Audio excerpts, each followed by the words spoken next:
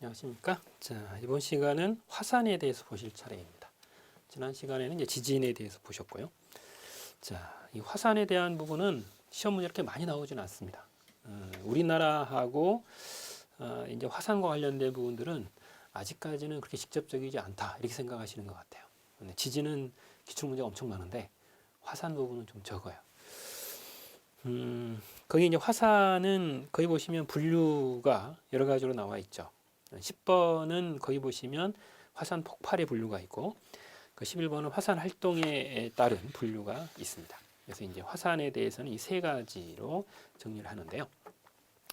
일단 화산의 분류를 보면 순상화산, 그 다음에 구상화산, 그 다음에 종상화산, 그리고 성층화산 이렇게 네 가지로 화산을 분류하고 있습니다. 순상화산이라고 하는 것은 이 경사면이 완만합니다. 실제로 이제 거의 평지에 가까울 정도로 이렇게 완만하게 만들어진 그런 화산입니다. 그래서 산록의 경사, 즉 이렇게 산에서 이렇게 땅 바닥으로 내려오는 그 경사가 약 5에서 6도 정도로 굉장히 완만한 이런 형태로 땅 바닥에 밑바닥의 면적이 아주 넓은 화산을 순상화산이다 이렇게 우리가 봅니다. 이때 순상이라고 하는 표현은요, 방패 모양을 일컫는 말이 순상이라고 합니다. 방패를 엎어놓은 것과 같은 이런 형태로 아주 나지막하게 거의 이렇게 땅바닥에 붙어 있는 것 같은 이런 화산을 일컫는 것이죠. 이거는 이제 점성이 낮은 그리고 유동성이 매우 큰 현무암질의 이 용암이 분출이 되면서 이게 흘러가고 퇴적이 되면서 나타나는 그런 화산을 순상화산이다 이렇게 봅니다. 점성이 낮다라고 하는 것은 이게 이제 걸쭉하게 생겼다 이렇게 표현하지 않고요, 그냥 물처럼 쭉 흘러간다 이렇게 보시면 돼요. 그래서 이게 걸쭉하게 생기면 이게 흘러가는 속도가 느리기 때문에 흘러가는 사이에 그 다음 화산이 또 쌓이고 막 이렇게 될 텐데 그게 아니라는 거죠. 그래서 점성이 낮다라는 것은 그만큼 물처럼 잘 흘러간다, 쉽게 말하면 유동성이 크다 이렇게 보시면 돼요.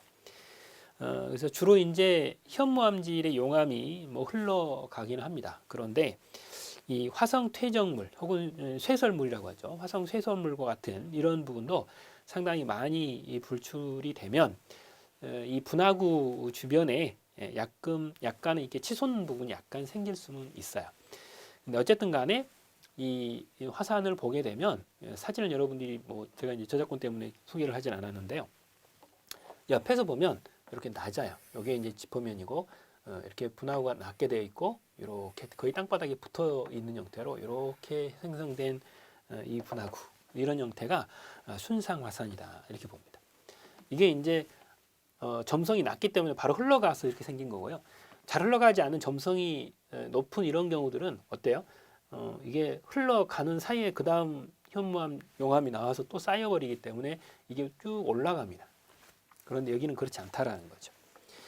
자, 그래서 이 모양이 일반적으로 그 경찰이 쓰는 방패 같은 이런 방패를 엎어가지고 이렇게 해놓은 그런 모양이다. 그래서 순상이다 이렇게 부릅니다. 순상의 뜻이 이 방패라는 모양을 일컫는 단어입니다. 그래서 분출할 때 초기에는 마그마가 아주 뜨겁고 이제 물처럼 유동성이 높아서 경사가 급하지 않은 이런 형태로 이렇게 나타납니다.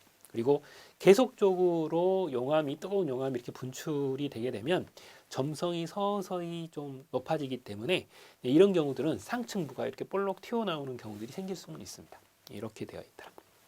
그래서 실제로 이 유동성이 큰 용암이 일반적으로 이 화도, 즉 길을 따라서 물길이 생기듯이 길을 따라서 흘러내려가면서 넓게 퍼지는 이런 현상을 나타내는 화산이다 이렇게 보시면 되고요.